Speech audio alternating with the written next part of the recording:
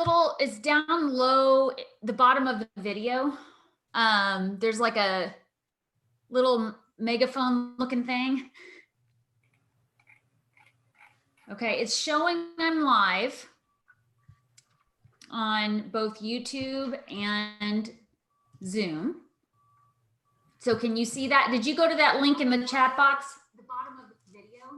Got it. There's like a I got it. little megaphone looking thing. Okay, it's showing them live on both you. All right. So can you see me on there? Can everybody hear me on Zoom? Yes. Nicole, can you hear me okay? Hear you. Okay. You can or cannot? I can. Okay, great. All right, well, we have a few minutes. We're a little early.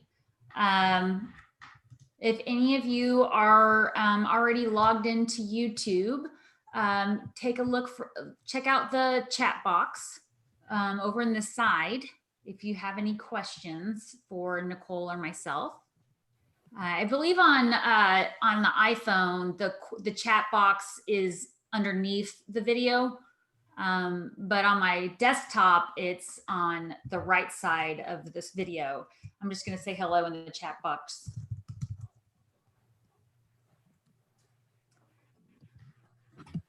Okay, so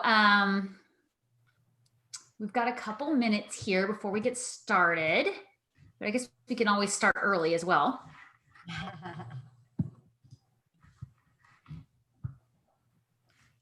Let's see here. I just want to double check that everything's recording. How are your kitties doing, Nicole? Good. I've got one right here at my feet. Which one? Indio. Oh. He's hungry. He's not hungry. He's just bored. Yeah. Yes, we have that issue in our house. That's what my one, I can't say fear, but my one like hang up in this video is I'm like, I hope I don't get a cat that just like jumps right here. Oh, I was teaching a webinar back in December and Ash was the gray striped one was literally doing backflips behind me last like 20 minutes. Awesome. He had one of his toys and he was just, and I had no idea. I'm just teaching away. And then some of my friends that watched it on recording, they were like, he was hilarious. And I had to laugh. I was laughing pretty hard that he had to be on. He is it's better when you don't know. Yeah. Yeah. Much better when you don't know. Have you seen those videos that are going around where people are like taking class or teaching class and like the dad or the kid is like dressed up and walks behind as like a ninja and then he walks back and dresses like something else. Yeah. I love those. A few of those. I think I mean, for me, cat videos are really winning the day always. Oh yeah. Always good cat videos. Even people who claim not to like cats, I catch them laughing at cat videos. So that's a good one.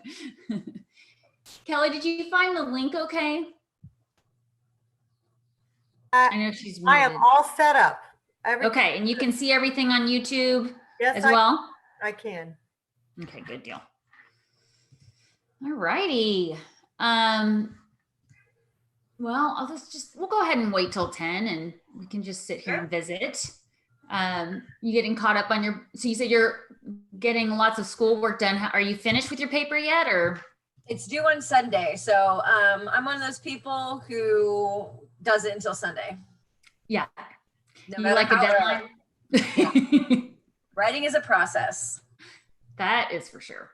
Yeah. Lots of walking, lots of reflecting, all of it. So. You know, I've been writing a lot more lately too. And I'm finding that I do have to just get up and go for a walk I found a little inexpensive table and chairs to put outside and I'll go sit outside and write. But yeah, I'm finding that I have to, if I'm feeling blocked, I need to just get up and walk away and not try to, Being outside has been, even in just getting out in trees, getting out and walking trails has been huge for lowering my stress level since all of this quarantine stuff has come down and all of that. Yes.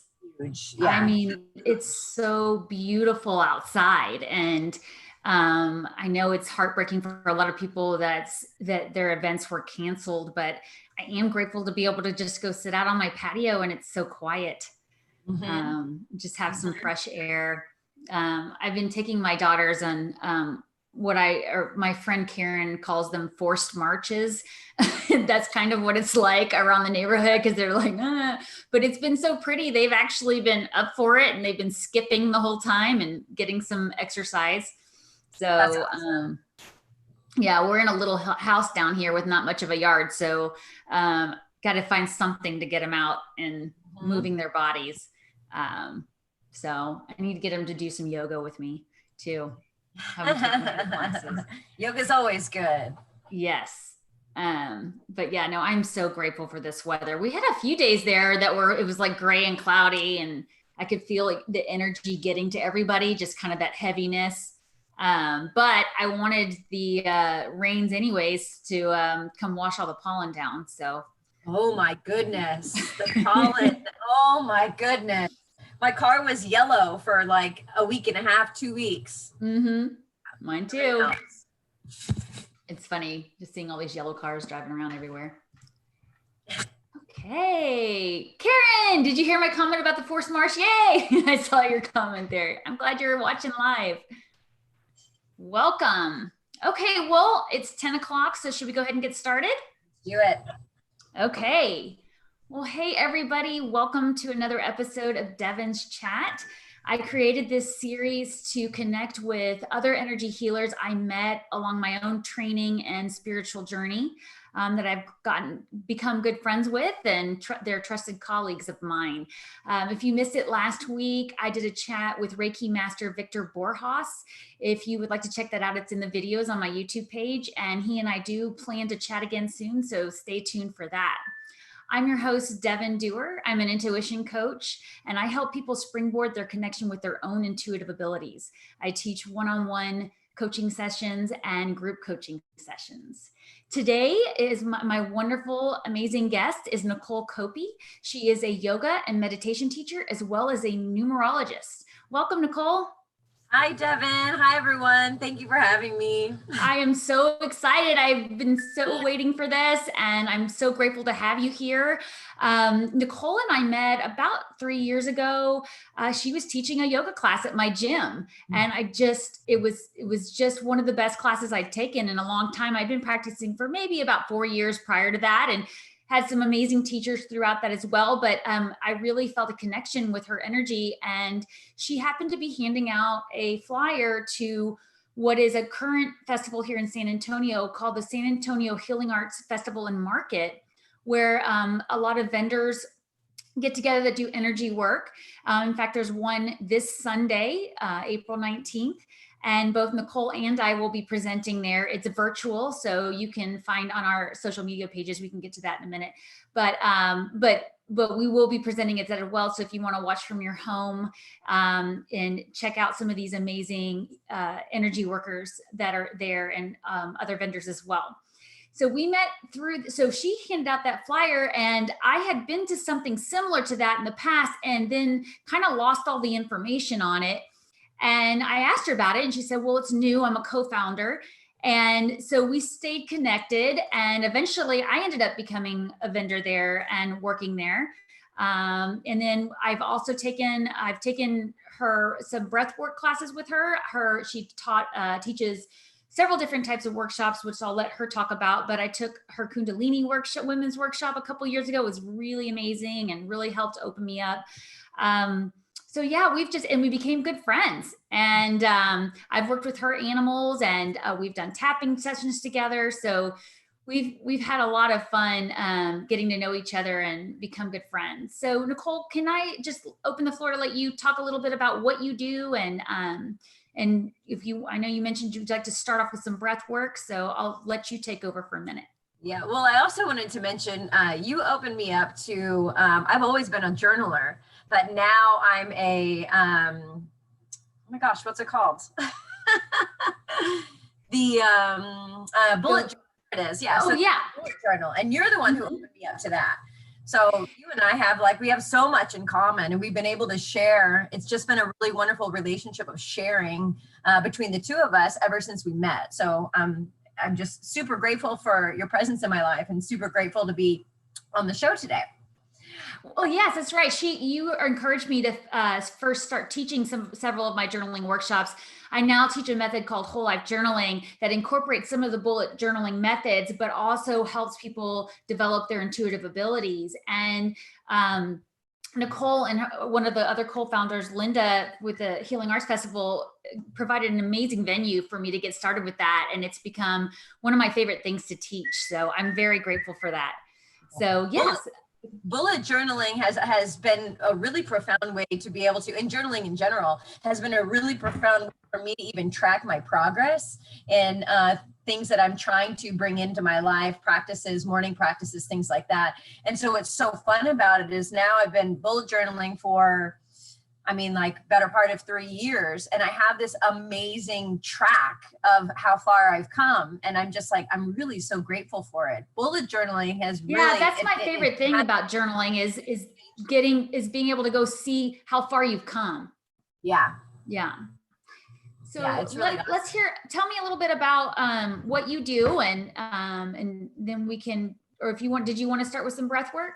Yeah, let's start with some breath work. The reason I like to do a little bit of breath work in the beginning of and really the beginning of a class or the beginning of any sort of kind of meeting is to get everybody synchronized together, kind of into the same space, into the same mind space, clearing out some of the things that have either happened before us or the things we have in our mind, that we're projecting into the future, things like that. So just to kind of fully arrive where we are. So I'm going to ask you to use your right hand. You are going to touch your face a little bit. You're going to use your thumb and your pointer finger of the right hand. So your thumb is going to come up to cover your right nostril, and you want to inhale through the left side. And then change. Cover your left nostril, exhale through the right. And stay right here on the right side. Inhale. Exhale, change, cover the right, exhale left. And just go at your own rate, at your own pace. Nice, easy breath. Inhaling through the, staying on the inhale and changing on the exhale. Nice, easy breath. Keep it going.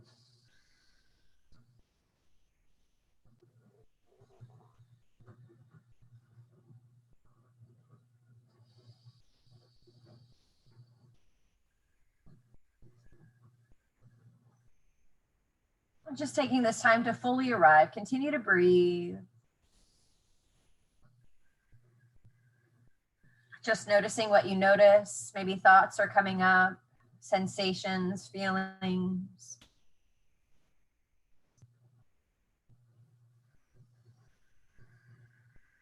Without trying to fix or change anything, just keep breathing here.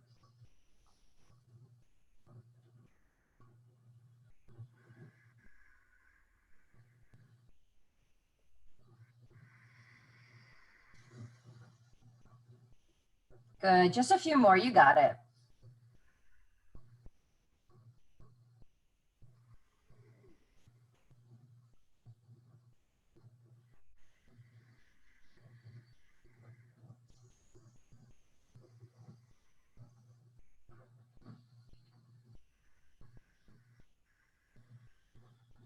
And as you find yourself exhaling through the left nostril, exhale fully and completely.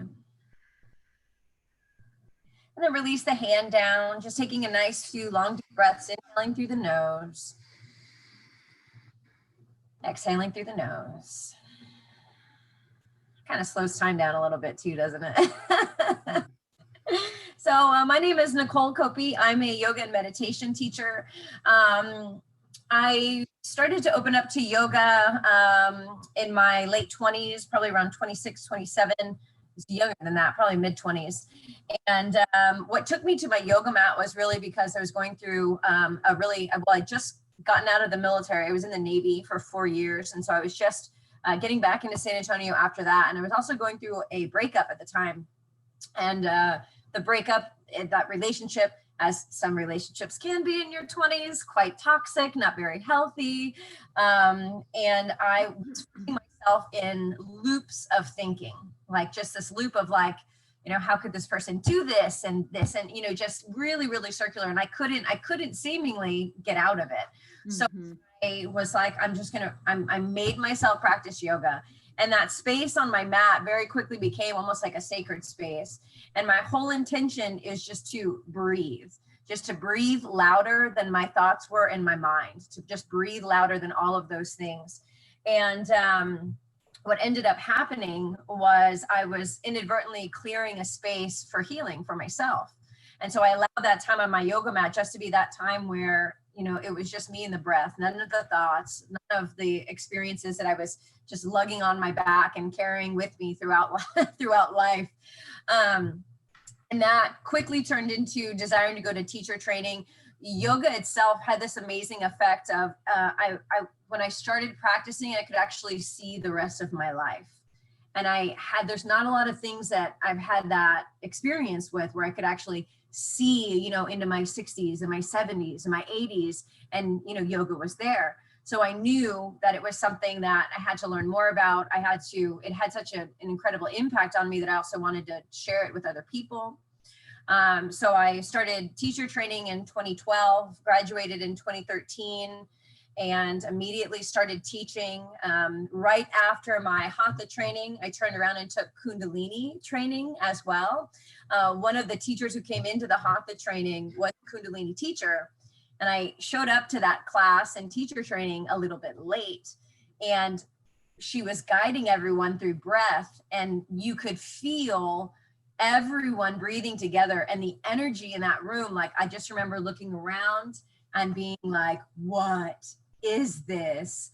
And that was, in that day, I absolutely fell in love with Kundalini. And what is Kundalini? So what Kundalini, that's such a loaded question. I know, but a lot of people tuning in right now don't even realize there are so many types of yoga. So can you at least just give us, I've taken Kundalini classes with you that are amazing. And they've really opened creative channels for me. So maybe just what the goal is with Kundalini. Well, so Kundalini yoga is called the yoga of awareness. So it's not going to be a standard yoga class like you would expect with postures and asana and like the hatha flows and the ashtangas, all of that. It's more of it's more about opening up. So even the opening mantra, Ang Namo Guru Dev Namo, it's calling for that internal teacher within yourself, right? So we're turning inward, and we're exploring more our own energetics and through breath, through mantra. So the postures and all of that are going to be very much different. A whole Kundalini class in itself is going to be a completely different experience of what you might come to think of as a hatha practice or a physical practice. What I love about what you said is how it opened you up to your creative nature, is that is what Kundalini as an energy is and does. So it's said that Kundalini is it's called the serpent energy, and it rests in your lowest chakra at the base of your spine. And what we're using the breath work and the mantra through the yoga to activate that creative energy to come up through all of your chakras, but it's doing it really mindful, protected space, if you will, like, because everything is to a set. So there's limits to it, and you're only going so far as your body is almost ready for. And creativity is definitely part of that. That's waking up that creative force within us. And that's more or less a really, really, it's a really simple answer to what Kundalini is. And I know you teach whole workshops on this, and people go into retreats for these. So I understand that, but I just wanted you to briefly touch on that, because we're not talking about gym yoga, Oh yeah, not at all. Down dog. However, I do really love throwing Kundalini yoga at people who have no idea what's coming. Yeah, well, for me, with doing intuitive work, I just really automatically felt an opening that then, as I continued to do it, opened further and further and further. And I always like to remind everybody that, when we're developing our intuitive abilities, it really is about that opening and opening and opening. And then we have to do certain things to protect ourselves and balance our body, mind, and spirit. through physical movement and mental work and breath work. And there's so many things out there. And, you know, when I start working with a new client who wants to develop their intuitive abilities, they tend to feel like they're drinking from a fire hose because there's so much information out there and it's just coming at you. And then you're like, is this right for me? Is this, I don't know if this is, oh, I don't like that. That's weird. And then people can sometimes get blocked because they get fearful. Am I choosing the wrong teacher? Am I choosing the wrong type of energy work? So that is really my goal here, is to just continue to have these conversations and let people explore it in the privacy of their home. And maybe if they're watching live, ask us a question. So for those of you who are watching right now, we will open it up to questions at the end. But I wanted to ask Nicole some more questions. Did you want to talk a little bit more about how you got into, I kind of interrupted you with the Kundalini, but what led to you doing the meditation teaching and the numerology? Because I have some questions for you about both of those things, because I know as somebody getting to know this stuff, it's a lot. So yes, it really is a lot. I remember even going to training and looking at all the different kinds of yoga, couldn't keep them straight, didn't understand it. And that's just the being a beginner. Being a beginner. I know this now because I'm studying in my master's degree, and I'm a complete beginner in like writing all of the papers and doing all of that. It's a very humbling process. It's and that's, I think, one of the reasons why people stay away from beginning something new, because even the feeling of not knowing isn't always a comfortable feeling.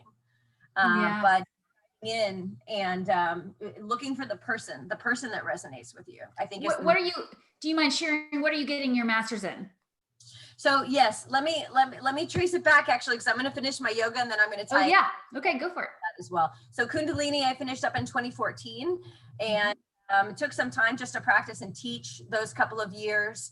The thing that really has completely transformed my life is truly the breath, whether that's in a yoga practice or going to just like breath circles or things of that nature. That is the thing that's been transformative for me. It's been able for me to be able to clear my head, to be able to get in touch with how I feel versus kind of almost like asking for validation outside of myself. And it really, like, the breath has been the thing that has cleared the way for me.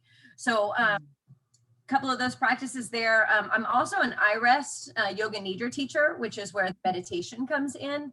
I'm an iRest level 2 Yoga Nidra teacher. I'm studying Yoga Nidra quite intensively right now because I'm going to be using that in my master's degree as well, the meditation techniques there. iRest is all about the different levels of your being and integrating all of those different levels of your being into one, whole healthy individual in the present moment. So iRest is really, really beautiful. iRest is like really, really, really beautiful. I use it with my elderly clients that I work with. It's my go-to practice. I iRest almost every single day. And it's just a process of going through all of the different levels of your body, starting in the physical body with physical sensations, moving into thoughts and feelings, emotions, and going into a deep meditative state to just allow all of these things to come into balance, come into integration, essentially. So super, super beautiful practice there. And again, so I was iResting quite a bit in the last couple of years, and at the same time doing a lot of breath work. And I went to a breath circle here in San Antonio by Lisa Asbestos over at 5 Points Local, and it's also 5 Points Local and Casa Mariposa are really beautiful healing spaces here in San Antonio. So I definitely encourage you to kind of check those out as well. But it was through the breath that I was actually taken to the light of Jesus Christ through breath work, and had a really beautiful, amazing conversion experience through breath work that then sent me to the Oblate School of Theology. And the Oblate is now where I'm studying for my master's degree in Christian spirituality. That is amazing. And I love your story about finding Jesus that way, because I know a lot of people that kind of dabble in this a little bit with like a baby toe. they have a formal religion that they love very much, that they were raised with. And sometimes it's a little scary to feel like you're stepping out of it. I work with Jesus every day. Jesus works with me. His energy is amazing. I wouldn't be able to do what I do without him. I wouldn't have the life I have without him. And we talked about this a little bit last week with Victor about bringing energy work into something, whatever your religion is, whether it's Christianity or something else, whether it, could go against that. And so I always want to just remind everybody that it should always feel good. Whatever it is that you're doing, that you're interested in, it should always feel good. This is an uplifting thing that I find really adds to my spiritual practice and helps me connect.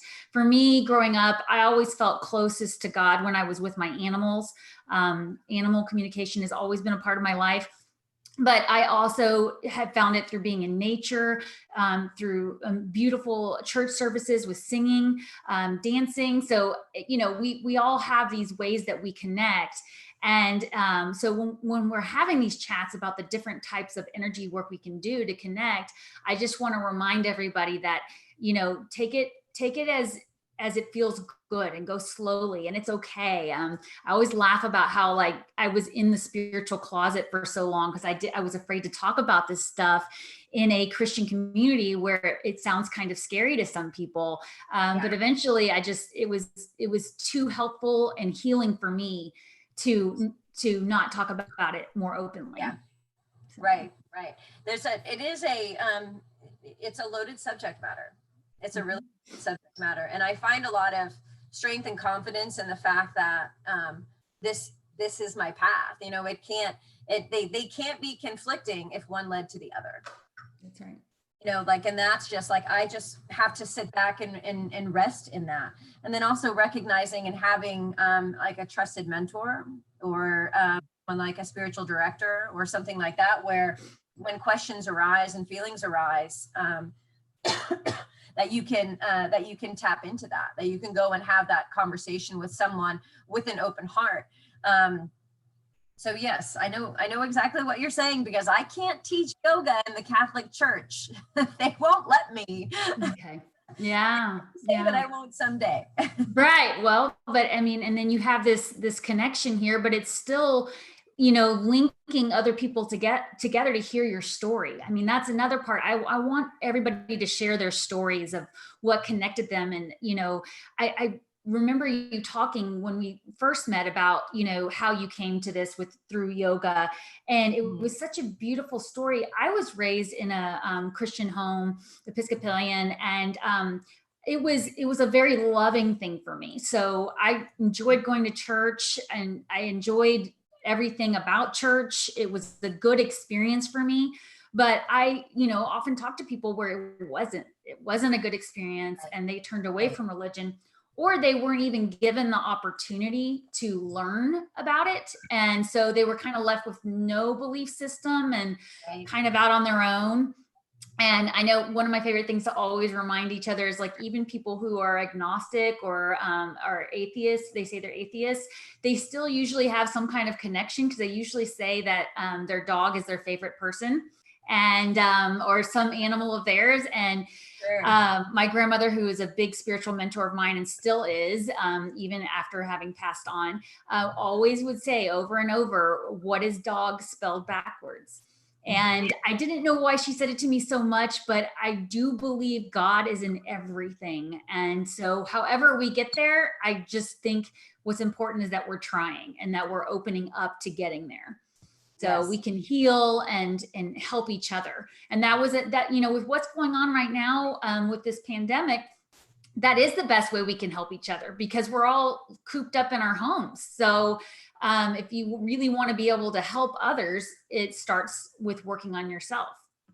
Absolutely. Would you agree with that? Absolutely. Yeah. And what's interesting about how even the pandemic started from a numerology perspective. Yes, I want to hear about that.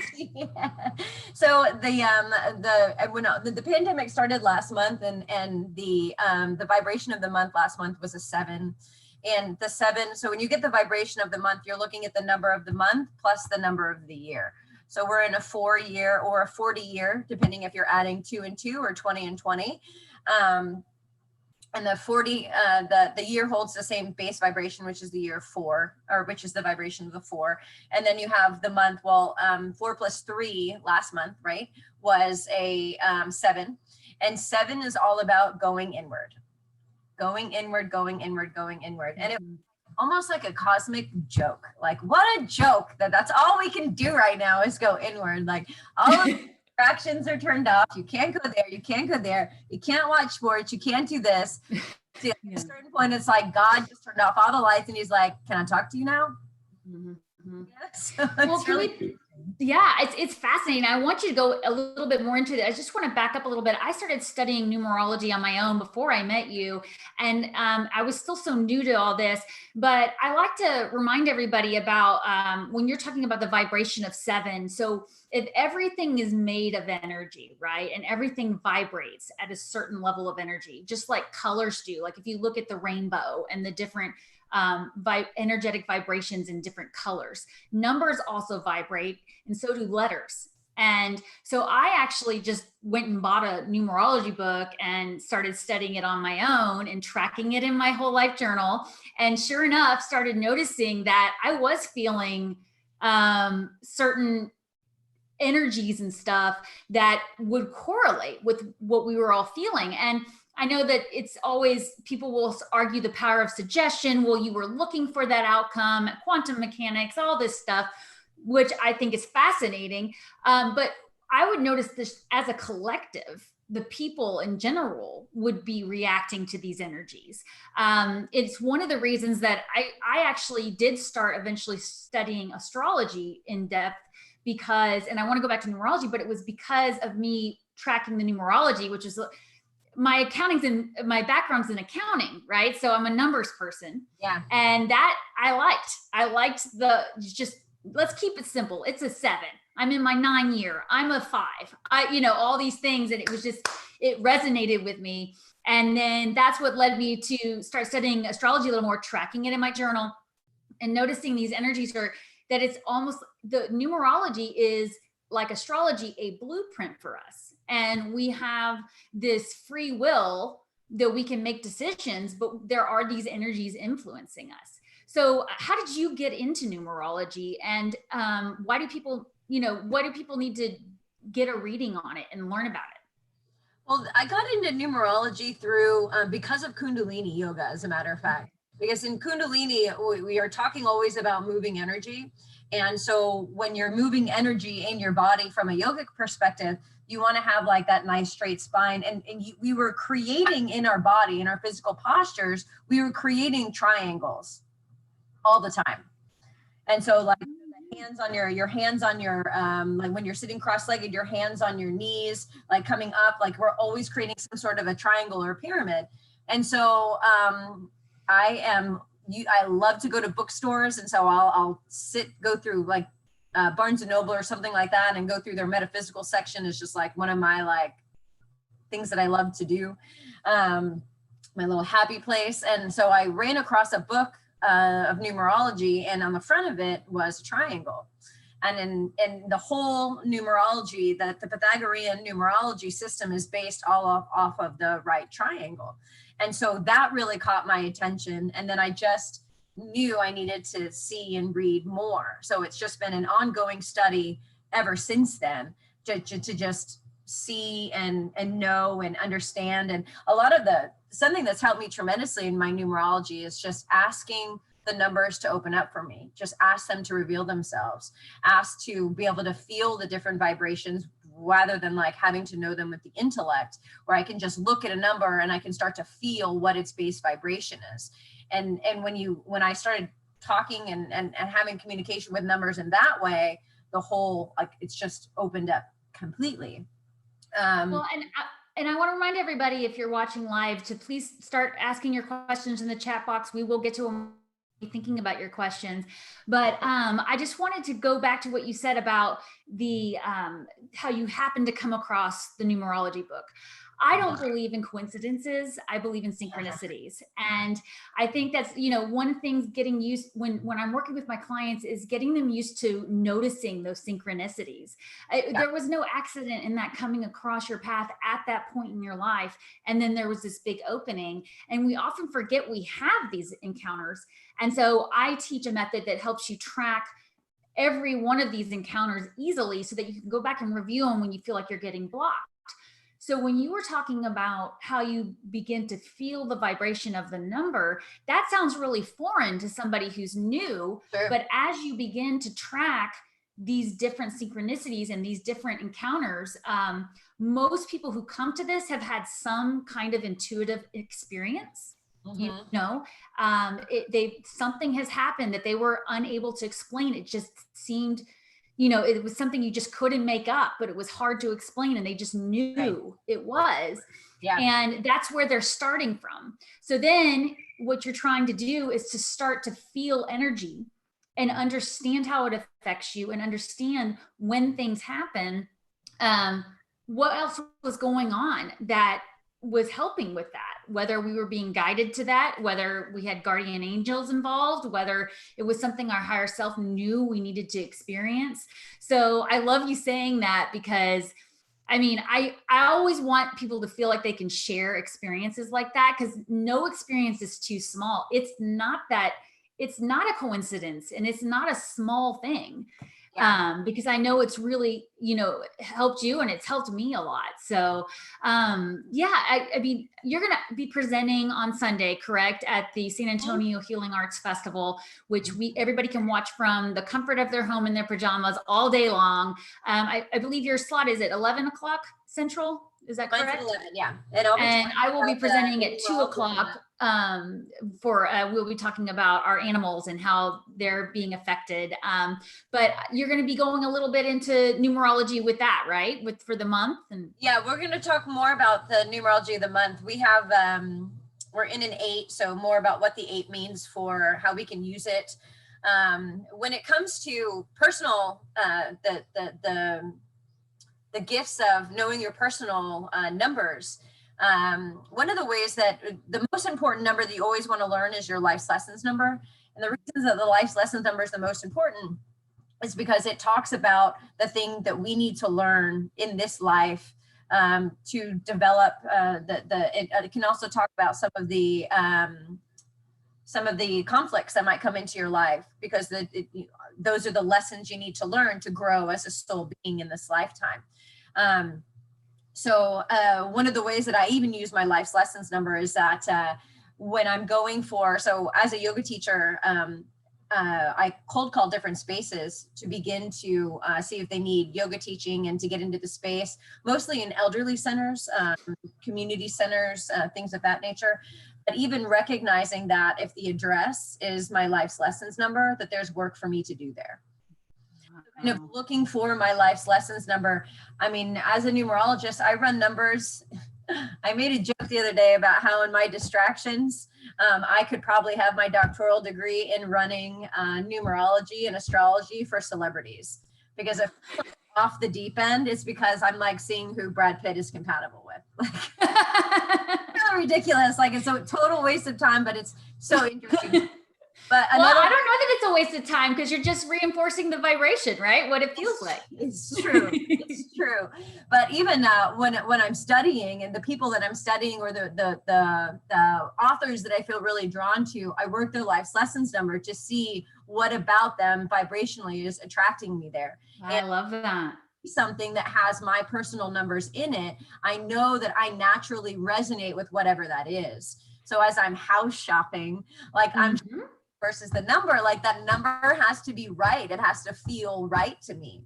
And even when it comes to like that feeling space, is that we're feeling all the time, right? So it's not even about learning how to feel the vibrations. It's more about learning how to turn your mind off and turn your, turn off your inner judgment, and turn off all of those things so that you are open and receiving of all of the feeling without talking yourself out of it. Right. You know what I mean? Yeah. Like, the things for me was I don't have to ask someone if this is a good idea, should I do this?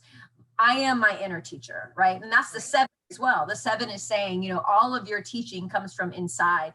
So I have to, my work for me to do is to turn off all of my need for validation and to have somebody, you know, be that like pat on the back, but just to go inward and to get that validation from myself, you know, because as much as we go to a tarot card reader or whoever, you know, you're seeking information from, they're always going to be interpreting it from their lens. So the only thing that is pure of any sort of lens is going to be that inner teacher from within yourself.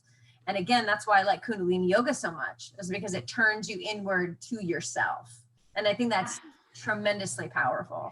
Absolutely. And I feel like, you know, that was a big deal for me when I started yoga, as far as that going inward and not feeling like running through all the things I needed to do that day, and just being on the mat in that space was really, really helpful to me, starting to open my channels further.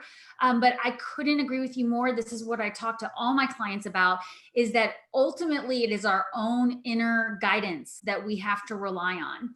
And yes, there are amazing people out there that are very good at what they do. And I always encourage you, if you're curious, to look into it, but you do have to check in with yourself and see if it feels right. We all have free will.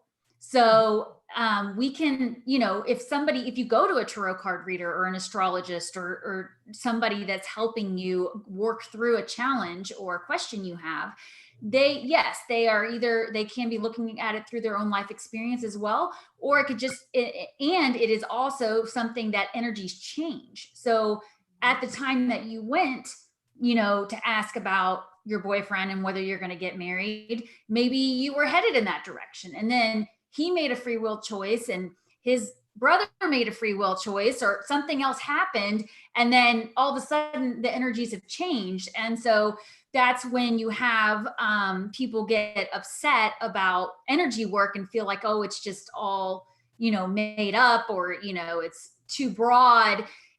There are other free will choices involved that affect our direction and affect us. So it really comes back to, even if you do want to go and get a reading from somebody, you still need to go home. And I would always encourage you to open your journal and journal about what you received and see what resonates with you. Because there are people who are not in their authentic selves out there, and they do things out of fear. They motivate people by fear. Even they are motivated by fear. And I believe in my heart of hearts that is not God's purpose for us. He wants us to feel love all the time. His love for each other, love for the planet, love for the animals. And like you said about us, like how funny it is that we're being forced to go in time out and sit down and relax and notice the birds chirping more because it's quieter with less traffic on the road, and notice the fresh air because there's not as much pollution, and all the wildlife coming out that we don't normally see, and feeling that energy and being reminded of what it is to connect our inner self with the outer world. Yeah, and absolutely. My favorite thing that is also so fascinating to watch with this worldwide pandemic is that you really can't, you know, say this is happening to this person or this country, or this is something that this person did to deserve this. I mean, this is something that is just affecting humanity. Yeah. And so it's that opening to loving people we don't even know, people we might not agree with on a lot of things, and just trying to open up to what that feels like, because, you know, it really is about that connection. Mm-hmm. So, yeah, I mean, how often do you think somebody should check in and get their chart done? I mean, for me, I liked doing like the overall blueprint, and learning my life lesson number, my soul number, soul path, and all that. I mean, I won't go too much into it because that's your thing, but I studied that quite a bit. And then I also studied astrology later on, and the Enneagram. Have you heard of the Enneagram? Uh-huh. It's kind of like a personality test, but it uses numbers. The best part about that was they all correlated. So for example, the life lesson number for numerology is the same type of lesson as my ascending sign in astrology. Right. And then the Enneagram type, personality type and all that, for those of you who don't know, it is like a personality test with a spiritual side to it. It's very fascinating as well. It's also teaching you about energies that you may need to bring into your life to help balance out. So saying all that, going back to how often do you think it would be good for somebody to check in, and if they're really wanting to grow their intuition, which I don't know if I said this earlier, but I always want to say this as much as possible. I believe everybody is intuitive. Everybody has intuitive abilities. Everybody can do this work. Everybody can open their channels and connect. And so there's a lot of ways to go about it. And it's a muscle that we have to build with practice. Absolutely. So you have to look at what resonates with you. If you're fascinated by numbers, then maybe numerology is a great place to start. Just looking at your energetic field and where, it can sometimes help you realize like, oh yeah, this does drive me crazy. And then you realize, okay, well, that's actually a lesson I need to learn. So it's better to face it head on and walk into it than to keep running away from it and feeling out of balance. So I'm back to my original question. What would you suggest? Well, the way that I find it to be most beneficial toward clients that I work with is checking in at least once a month. So having your whole entire year, of course, every time that I go into a numerology appointment with someone, we go through their numbers in extension, all of their personal numbers all over again. So if you're checking in once a month, the thing that's really going to be changing month to month is your month vibration, as well as a universal vibration. So we're going to talk about those things and how some of the best practices for your own personal numbers so that you can help integrate that experience. Why the month to month is because we get to go over all of your personal numbers again and again and again and again. Because when you sit down on a first occasion and you hear all of these numbers and all of these, it's overwhelming. It's like, well, what's that? And what is that? And what is that?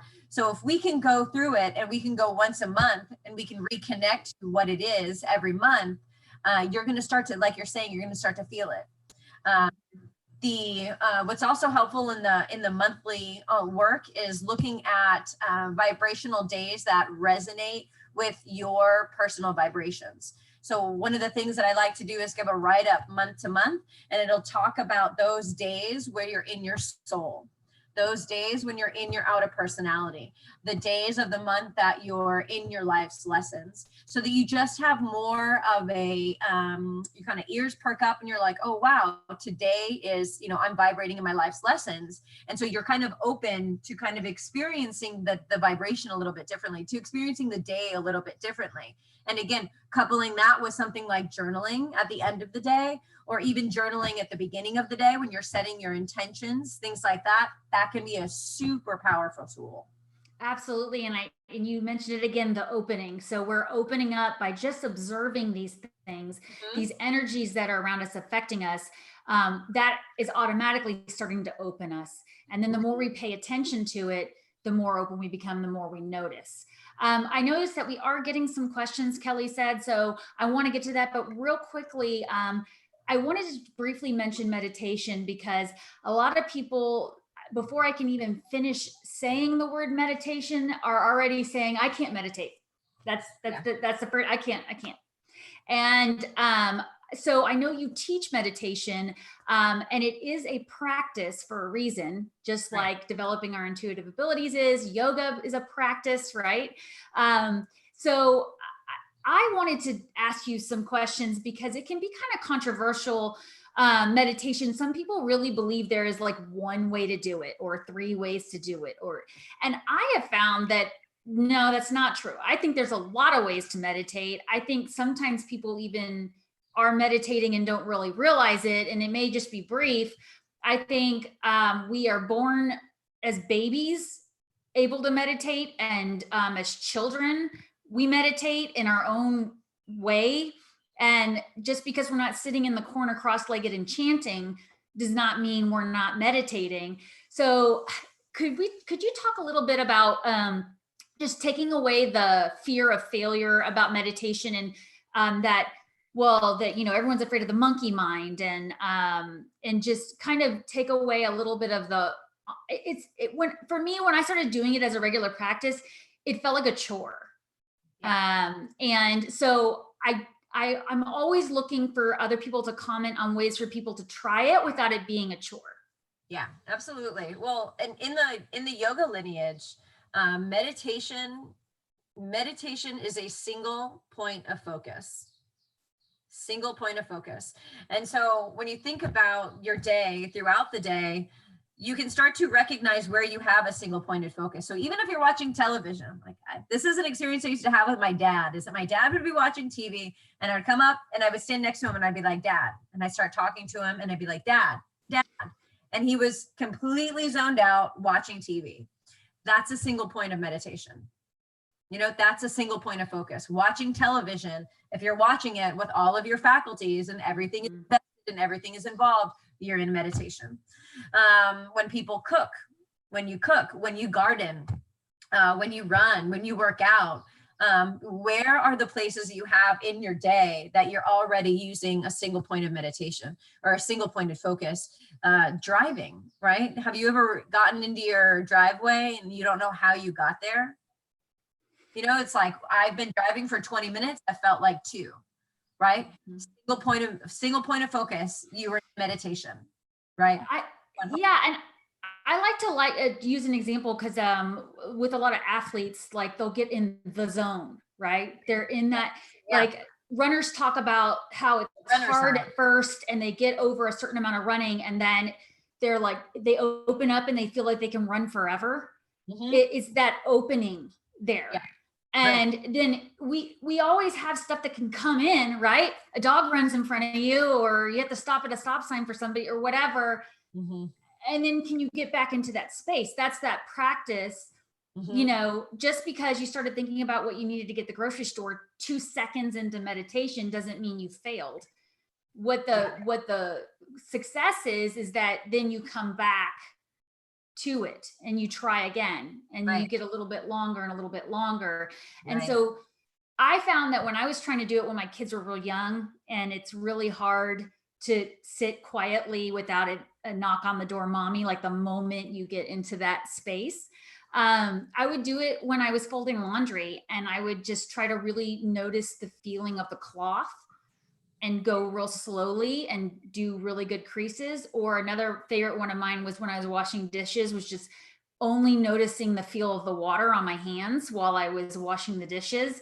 And so, yeah, I was doing things, you know, but in that moment, I was just noticing the water. And then next thing I know, I would just feel more open, and it really does just lift you. And if you can put it into practices that you have to do every day, maybe it will feel less like a chore to beginners. I mean, I eventually get to where, like, I cherish my time when I can go sit and just be still and do it, you know, in a traditional sense.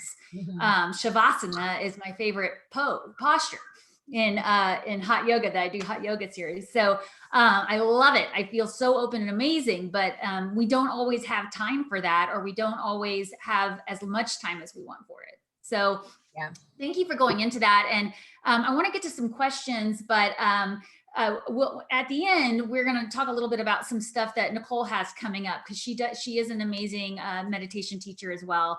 And I know Kelly was asking about, she mentioned the chat box about life lesson numbers. That's something that they can get through getting their chart run, correct? Because it takes into account your name, your birth life year. lessons is the birthday. Okay, it is the birthday. Okay, life lessons is your birthday. Okay. So we can definitely talk more about that. Okay. If somebody's interested in getting their life's lessons, like, I would love to have that conversation for sure. I love numerology. Okay, well, wonderful. Well, Kelly, would you like to let us know what some of the questions we're getting?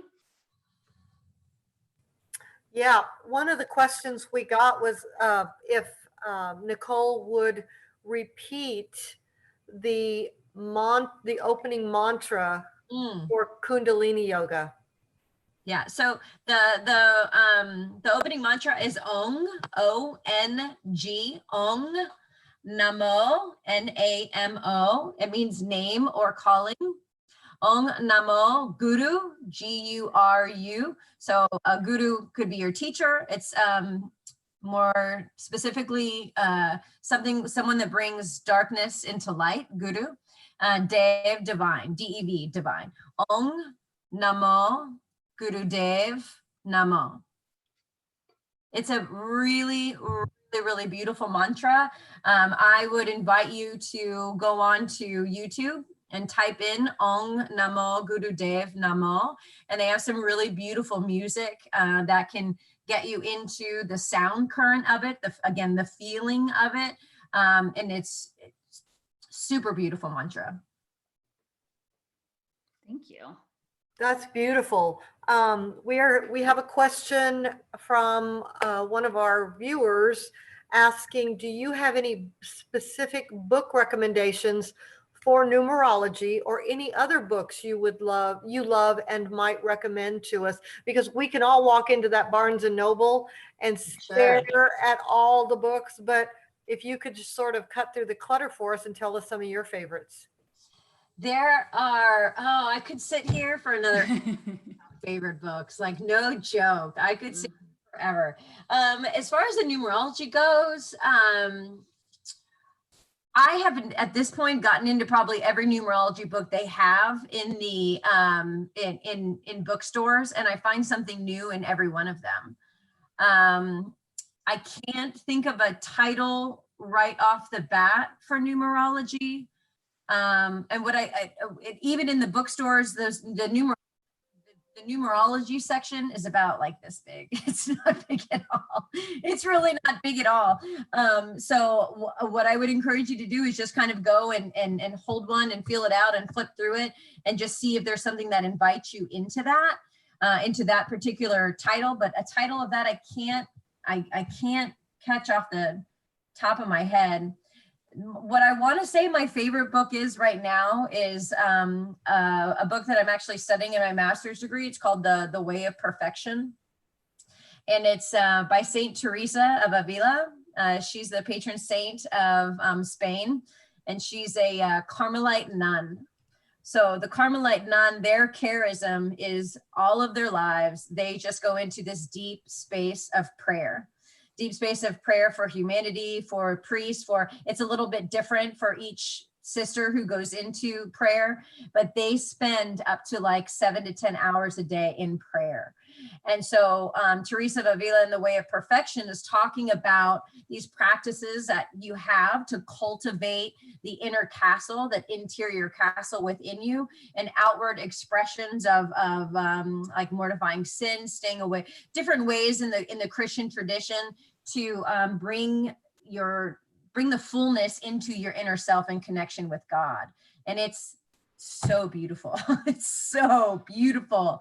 That's my favorite book right now. That'll probably change in about 2 weeks' time, because I go through books. I mean, I've got something on Audible, I've got something on Kindle, and then I'm reading like 3 different books because I'm studying for something. So that's a great question. It's a loaded question because I have so many favorite books. Well, Nicole, I just want to mention to those of you who know me already that when I got started, I didn't do it the good proper way of feeling into the book. I went on Amazon and found a same-day delivery, which I know we don't have that right now, but it actually, I agree with you. I did eventually go look at other books and find new things. Mine was just the like numerology for beginners, and it was like a white book with orange writing, and it's still like considered one of the good intro books to it.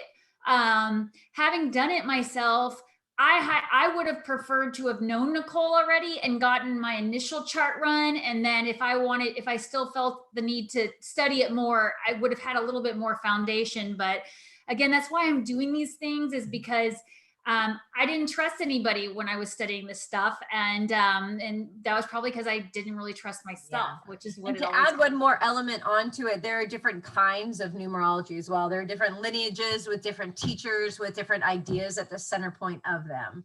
Just like astrology. I mean, astrology is the same way. Right. There's so many types of astrology. When I Right. first started studying, I'm like, oh my gosh, I don't know which one's the right one.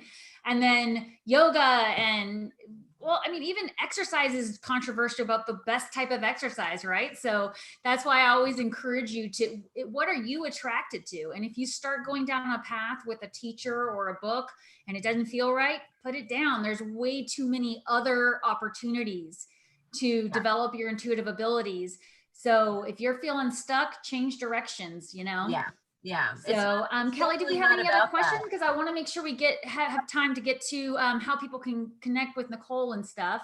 Well, we have another question. I think it's for both of you, and you pretty much touched on it, but I want to ask it again. Naturally, Laura Catherine is asking if someone is not familiar with any of these ideas, numerology, meditation, yoga, and bullet journaling, or whole life journaling, where should beginners look or turn to for guidance? Do you want to go, Nicole, first, or you want me to? The thing that, the most simple thing that you could truly do as a beginner, I feel, is to take some time in the morning and just sit quietly. Just really sit quietly, and take some long, deep breaths. It doesn't have to be called meditation. It doesn't have to be called anything. It's just making time to sit with yourself. It can be minutes, it can be, it can be up to 5 minutes. I would recommend building up to a practice of 20 minutes of just sitting with yourself. And in that 20 minutes, even if the number itself is a little unnerving, or if in your experience of sitting with yourself, you go through many different emotions and things like that, just sit with yourself for 20 minutes and see what comes up. See not only what comes up, but your reaction to what comes up, and just be with that initially. And then send me an email. Send me an email and tell me what came up. The very first, the getting connected to yourself, just getting connected to yourself before you start to reach to any outside teaching or any outside this, or that for me is going to be the most important thing, that any of these lineages, whether it's yoga, whether it's Tai Chi, whether it's Qigong, all of those things, ultimately, all of the mind body practices are getting you connected with yourself. So just taking some time in the morning to sit with yourself, no matter what. Yes, I love that, Nicole, so much. And I'm sure it's no surprise that my answer to that question is going to be similar, but it to involve your journal and to write down what you get afterwards, even if it's just writing your questions that you have about this. Do I have a guardian angel? Do I have a connection? Do I have intuitive abilities? What should I study? And, Nicole, I think this would be a whole another episode of Devon's chat, so I won't go into it too deeply, but I'm a big advocate of automatic writing. And I know you use that quite a bit as well. So that might be a fun topic for another one down the road. I have a video on automatic writing if you want to check that out on my channel, but it's kind of just opening up to receiving that feeling without having to have any particular method in place. So it goes right along with what Nicole's saying about being still. My favorite part about the journaling is that you're actually creating a book of evidence about your journey and watching where you're going, because all of us, as we grow, eventually will kind of plateau or have something come into our space that makes us feel blocked. And so then you can go back and look at where you started and realize how far you've come. Having that book of evidence is going to be your biggest support system. And of course, I always encourage you to connect with other people in anything that you're interested in. For example, just sitting and watching the Healing Arts Festival on Sunday could be helpful, just to expose you to that and let people Like I know we have a talented medium that comes on and connects with people's loved ones. If that's something you're interested in, if it's something that's fearful to you, it's a safe way to do it. I heard Linda mention the other day that somebody reached out to her and said, you know, she was afraid to tell anybody she was interested, but she got to do it in the privacy of her home because it's now virtual. And was like, I've been feeling this my whole life and I didn't even know this was out there. And San Antonio does have an amazing community of healers. When I used to go travel around the country for different workshops and stuff, people would be like, you're from Texas and San Antonio? No, there's nobody there that does this.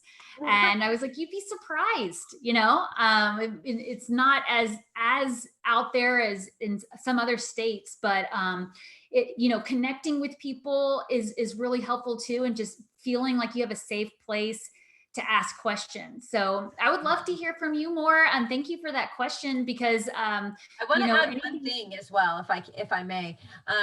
Get curious if there's something that you want to do, because I know that being told to be still might even be frustrating when you want to have some sort of outward action. Just go on a Google search, like go on like this wild linking Google like search. And again, pay attention to the way that you feel. So if you don't know what automatic writing is, go Google automatic writing. And then like see where that takes you. If you don't know what numerology is, you know, go Google that and kind of see where that takes you. Be discerning about it, right? Because as soon as you can start to get into things that are like, you know, talking about things that, again, notice how you feel. You know, if somebody's talking about this and how it serves the devil or something like that, that doesn't feel good. Get out of that, you know, kind of a deal. So just kind of go on a Google search, start looking at books, like, and just get curious and just see where you can go have a Lincoln good time. Absolutely. Well, Nicole, we're getting close to the end. So I wanted to give you a chance to mention briefly what you have coming up for yourself, and then how can people find you? Yeah, absolutely. So coming up is in May, I'm doing the 4 Agreements Book Club. It's going to be an online Zoom meeting where it's going to be very, very interactive, where we're reading along and or having group discussions to see how we can take those 4 agreements into our lives, how it's going as we are going through the entire process. That's going to be every Monday in May. And you can, if you're interested in that, you can get a hold of me on my Facebook business page, which is Nicole Coppi Yoga and Healing. Just type that into the search box and you'll get my whole business page there. Like Devon mentioned, on Sunday, we're having a virtual Healing Arts Festival and Market. And so I will be going live with Devon for a Q&A in the afternoon. And then I'll also be doing an 11 a.m. Numerology of the Month, talking more about that. We have a festival coming up on the first Sunday in May, and it's supposed to be a face-to-face. It's our anniversary. This is, I believe it's our, I don't even know, 3 or 4 year. Yeah. I don't know.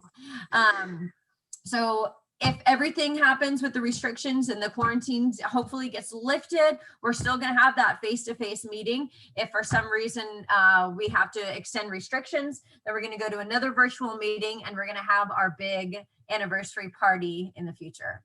So be there. Well, thank you so much. And just as a reminder to all of you, if you'd like to know about future Devon's chats coming up, we do have one planned for next week. You can hit the little bell on my YouTube channel. If you would please subscribe to my channel, I appreciate that very much. And hit the little bell. It'll notify you when we have an upcoming live event so that you can connect with us and ask questions. Of course, you can always email me your questions at dd@devonduerr.com ahead of time, or check out my website, devonduerr.com. And then also you can find me on Instagram and Facebook. So I really appreciate, Nicole, you being here. This has been an amazing talk. I'd love to have you on again if that works for you, and talk more about the amazing opportunities we have to connect as healers and even, you know, create a community of people. Yeah, absolutely. Thank you for having me. Thank you. And thank you to everybody for your questions and for watching. And so please feel free to share this video with whoever. It will be up as a recording in a few moments. You should be able to go back to this as a recording in a little bit once it finishes wrapping up under my video list. And I will be sharing it through the media channels and tagging Nicole as well. So you can find her and follow her journey as well. And I just can't thank you all enough for being here. Thank you, Kelly, for moderating. I appreciate it. Kelly. Thank you. This was wonderful. And this was our first one with this format. So I got a lot of comments that everybody liked it. Wonderful. So thank you all. Thank you for letting me participate. Well, thank you very much. And you all stay well. And we'll see you next time on the next Devon chat. Bye. Okay, now I have to.